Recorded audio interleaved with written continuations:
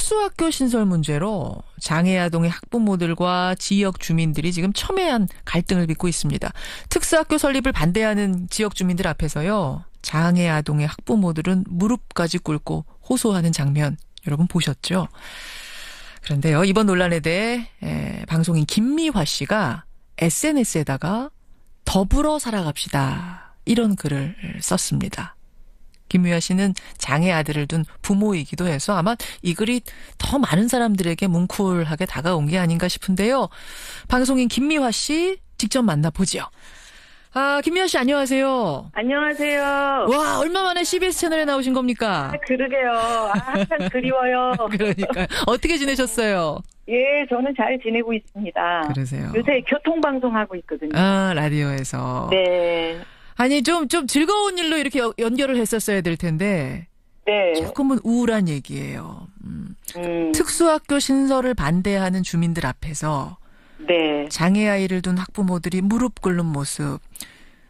저도 이렇게 마음이 아팠는데 김미화 씨는 어떠셨어요? 예, 물론 뭐 다 함께 마음이 아프죠.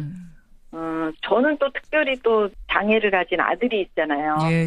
그러니까 그 엄마들이 남의 일 같지가 않았고, 정말 그 제대로만 서로 이해를 한다면, 더불어 함께 살아갈 수 있을 거다라는 어떤 기대감을 가지고 글을 올린 거거든요. 제대로만 안다면 이해한다면. 네, 서로에 대해서. 네. 서로에 대해서. 어떤 부분을 그럼 그분들이 지금 오해하고 계신다 이런 생각이 드셨어요? 네, 특수학교가 이제 그 동네에 들어오면은 집값이 떨어진다라고 생각을 하셨던 모양이에요. 어허.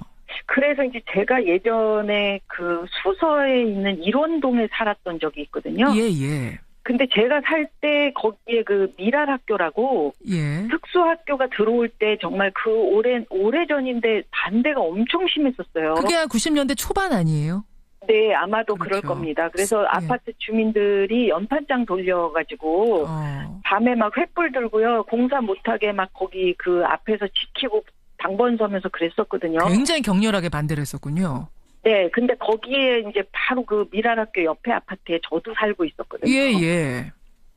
그래서 그런 광경들을 다 지켜보고 이제 뭐 하여튼 우여곡절 끝에 미랄학교가 만들어졌어요. 결국은 세워졌어요. 네, 그런데 집값이 떨어지기는커녕 지금 뭐 천정부지로 뭐 수서 얼마나 비쌉니까? 맞아요. 네, 땅값도 비싸고요.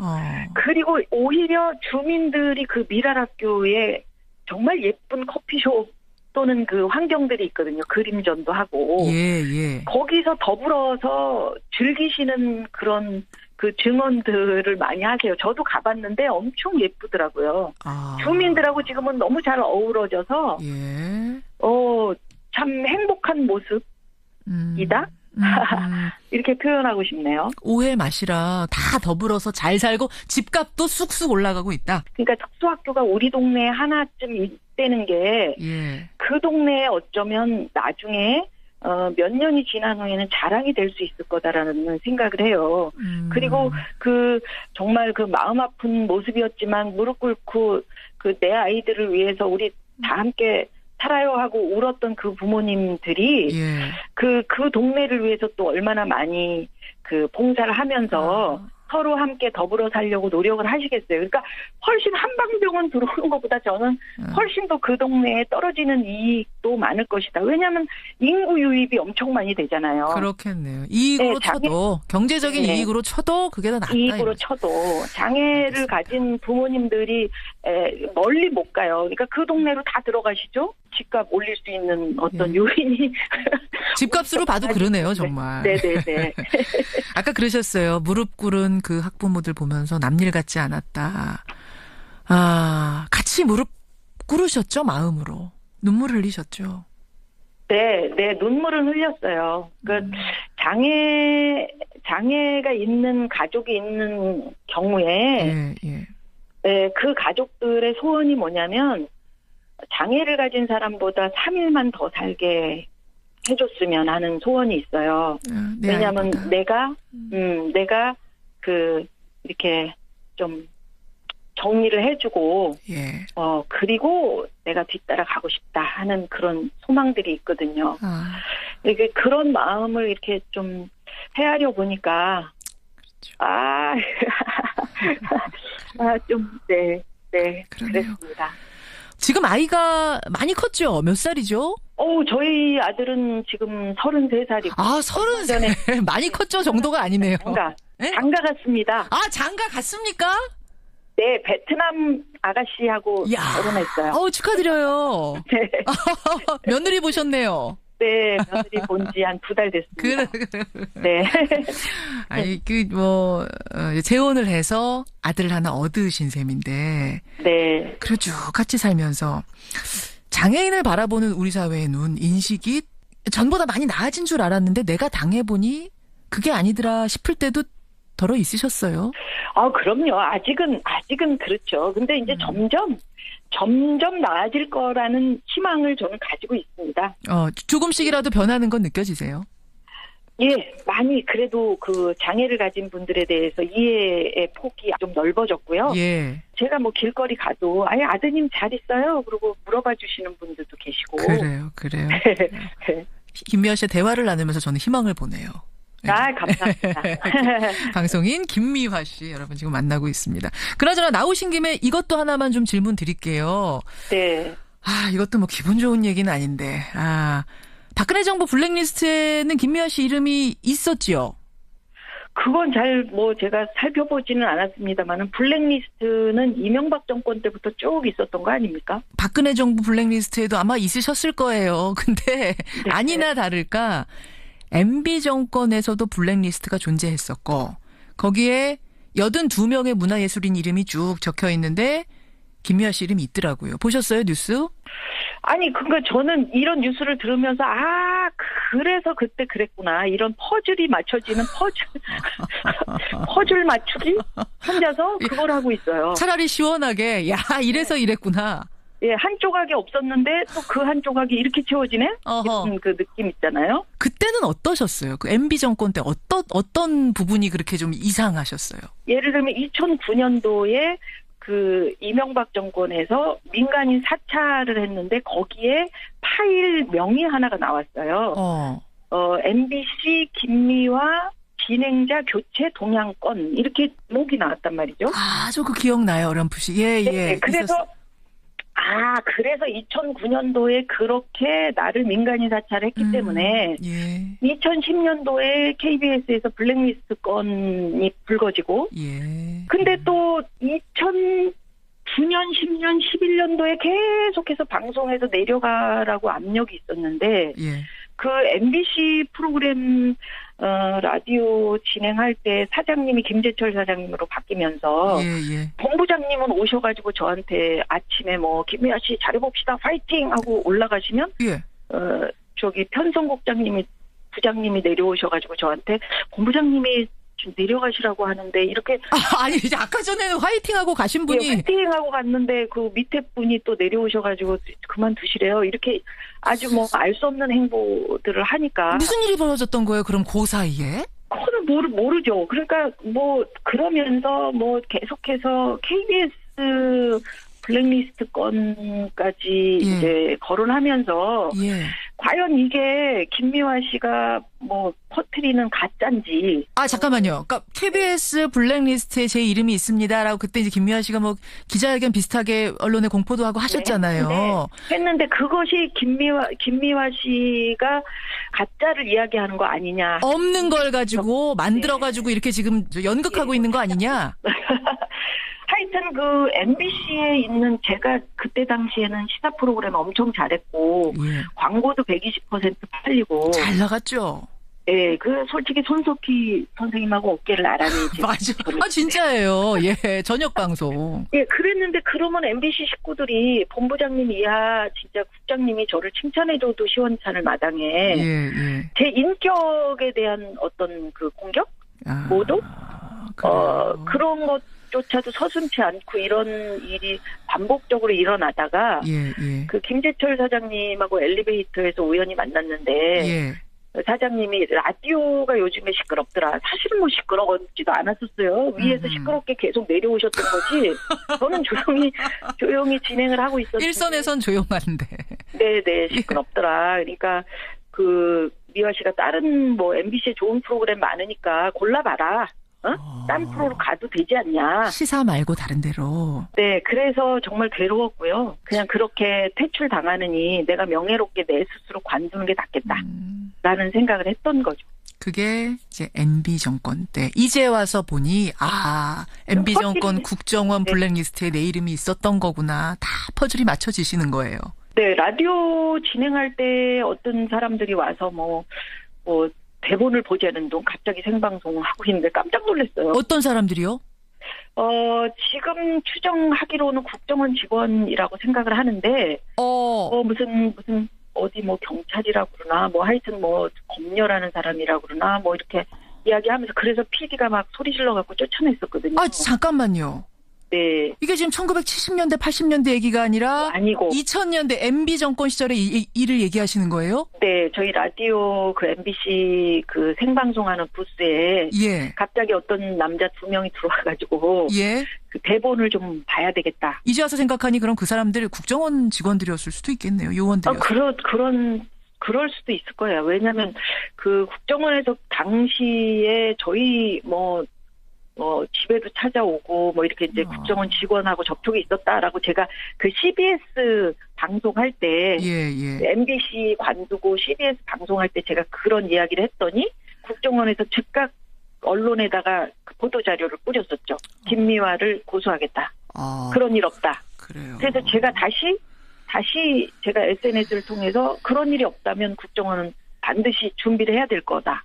왜냐하면 저는 증거를 가지고 있다. 라고 고소를 하려면 해라. 나도 충분한 증거가 있다라고 얘기했더니 고소까지는 안 갔어요. 그 충분한 증거는 뭐였습니까? 직원이 왔었던 증거가 있죠. 집으로 온 증거. 여러 가지 증거가 있습니다. 그렇군요. 알겠습니다. 네. 이제 와서 보니 그 당시 국정원이 만들어 놓은 블랙리스트에 김미화 씨 이름은 있었던 겁니다. 그 모든 것이 그래서 벌어졌던 일이라는 거. 이제 알고 나니까 좀 오히려 속이 시원하실 수도 후련하실 수도 있겠어요. 예, 후련해요. 이제 제가 그 파일명만 있을 때는 이거 내용을 몰라가지고 어떡하지 이랬었는데 민간인 사찰 당했을 때는요. 근데 지금은 국정원에서 이름까지 지목을 하고 그다음에 그 대통령에게 일일 보고를 했다는 거 아닙니까? 그렇죠. 예. 그래서 이거는 사실 어떻게 보면은 이명박 대통령을 제 개인이 고소를 할 수 있는, 그러니까 법정 싸움을 신청할 수 있는 그런 그 상황일 수도 있겠다라는 생각이 들어요. 그래서 생각 가지고 계세요? 한번 고민을 해볼 필요가 있을 것 같아요. 왜냐하면은 이런 일들이 어떤 대중 예술을 하는 모든 분들의 입장일 수도 있겠다. 그리고 이게 표현의 자유에 관한 문제일 수도 있겠다라는 생각이 들어요. 그러네요. 법적으로 가능하다면 그 길이 좀 험난할 수도 있어요. 또 고생하실 수도 있지만 MB 고소하겠다. 각오하고 그 길 가겠다. 이 말씀이시네요. 네. 한번 살펴볼 필요가 있겠다. 살펴보고 싶습니다. 살펴보겠습니다. 김미화 씨. 네. 멋있으세요. 정말요? 멋있으라고 드린 말씀. 역시 여전히 용감하세요. 감사합니다. 네. 그래요, 김미화 씨. 오늘 장애인 학교 문제, 블랙리스트 문제 다 좀 우울한 얘기 나눴는데 다음에 출연하실 때는 우리 다 훌훌 털고 하하하 호호호 웃을 수 있는 일로 초대하겠습니다. 네, 국민들 웃음 짓게 만드는 코미디언이 되고 싶습니다. 그렇게 남고 싶습니다. 예, 정통 코미디에서도 뵙기를 기대하겠습니다. 네, 고맙습니다. 감사합니다. 방송인 김미화 씨였습니다. 제가 살 때 거기에 그 미랄학교라고 특수학교가 들어올 때 정말 그 오래전인데 반대가 엄청 심했었어요. 그게 한 90년대 초반 아니에요? 네, 아마도 그럴 겁니다. 그래서 아파트 주민들이 연판장 돌려가지고 밤에 막 횃불 들고요. 공사 못하게 막 거기 그 앞에서 지키고 당번 서면서 그랬었거든요. 굉장히 격렬하게 반대를 했었군요. 네, 근데 거기에 이제 바로 그 미랄학교 옆에 아파트에 저도 살고 있었거든요. 그래서 그런 광경들을 다 지켜보고 이제 하여튼 우여곡절 끝에 미랄학교가 만들어졌어요. 결국은 세워졌어요. 네, 그런데 집값이 떨어지기는커녕 지금 뭐 천정부지로 뭐 수서 얼마나 비쌉니까? 맞아요. 네, 땅값도 비싸고요. 그리고 오히려 주민들이 그 미랄학교에 정말 예쁜 커피숍 또는 그 환경들이 있거든요. 그림전도 하고. 예. 거기서 더불어 얘기예요. 특수학교 신설을 반대하는 주민들 앞에서 네. 장애아이를 둔 학부모들이 무릎 꿇는 모습. 저도 이렇게 마음이 아팠는데 김미화 씨는 어떠셨어요? 예, 물론 뭐 다 함께 마음이 아프죠. 저는 또 특별히 또 장애를 가진 아들이 있잖아요. 예. 그러니까 그 엄마들이 남의 일 같지가 않았고, 정말 그 제대로만 서로 이해를 한다면, 더불어 함께 살아갈 수 있을 거다라는 어떤 기대감을 가지고 글을 올린 거거든요. 제대로만 안다면 이해한다면. 네, 서로에 대해서. 네. 서로에 대해서. 어떤 부분을 그럼 그분들이 지금 오해하고 계신다 이런 생각이 드셨어요? 네, 특수학교가 이제 그 동네에 들어오면은 집값이 떨어진다라고 생각을 하셨던 모양이에요. 어허. 그래서 이제 제가 예전에 그 수서에 있는 일원동에 살았던 적이 있거든요. 예. 근데 그렇겠네요. 이익으로 쳐도 경제적인 네. 이익으로 쳐도 그게 더 낫다. 이익으로 쳐도 장애를 알겠습니다. 가진 부모님들이 멀리 못 가요. 그러니까 그 동네로 다 들어가시죠. 집값 올릴 수 있는 어떤 요인이 집값으로 봐도 그러네요, 정말. 네네네. 아까 그러셨어요. 무릎 꿇은 그 학부모들 보면서 남일 같지 않았다. 같이 무릎 꿇으셨죠, 마음으로. 눈물 흘리셨죠. 네, 눈물을 흘렸어요. 그 장애가 있는 가족이 있는 경우에 예. 네, 그 가족들의 소원이 뭐냐면 장애를 가진 사람보다 3일만 더 살게 해줬으면 하는 소원이 있어요. 왜냐하면 내가 이렇게 좀 정리를 해주고, 그리고 내가 뒤따라 가고 싶다 하는 그런 소망들이 있거든요. 특수학교 신설 문제로 장애아동의 학부모들과 지역 주민들이 지금 첨예한 갈등을 빚고 있습니다. 특수학교 설립을 반대하는 지역 주민들 앞에서요, 장애아동의 학부모들은 무릎까지 꿇고 호소하는 장면 여러분 보셨죠?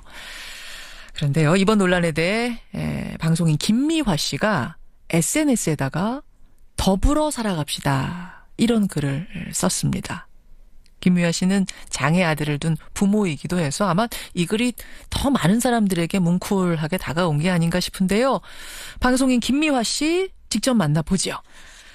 김미화 씨 안녕하세요. 안녕하세요. 와, 얼마 만에 CBS 채널에 나오신 겁니까? 그러게요. 항상 그리워요. 그러니까요. 어떻게 지내셨어요? 예, 저는 잘 지내고 있습니다. 그러세요. 요새 교통방송하고 있거든요. 라디오에서. 네. 아니, 좀 즐거운 일로 이렇게 연결을 했었어야 될 텐데. 네. 조금은 우울한 일. 더 즐기시는 그런 그 증언들을 많이 하세요. 저도 가봤는데 엄청 예쁘더라고요. 주민들하고 지금은 너무 잘 어우러져서, 참 행복한 모습이다? 이렇게 표현하고 싶네요. 오해 마시라. 다 더불어서 잘 살고 집값도 쑥쑥 올라가고 있다. 그러니까 특수학교가 우리 동네에 하나쯤 있다는 게 그 동네에 어쩌면 나중에 몇 년이 지난 후에는 자랑이 될 수 있을 거다라는 생각을 해요. 그리고 정말 그 마음 아픈 모습이었지만 무릎 꿇고 내 아이들을 위해서 우리 다 함께 살아요 하고 울었던 그 부모님들이 그 동네를 위해서 또 얼마나 많이 봉사를 하면서 서로 함께 더불어 살려고 노력을 하시겠어요. 그러니까 훨씬 한방병원 들어오는 것보다 저는 훨씬 더 그 동네에 떨어지는 이익도 많을 것이다. 왜냐하면 인구 유입이 엄청 많이 되잖아요.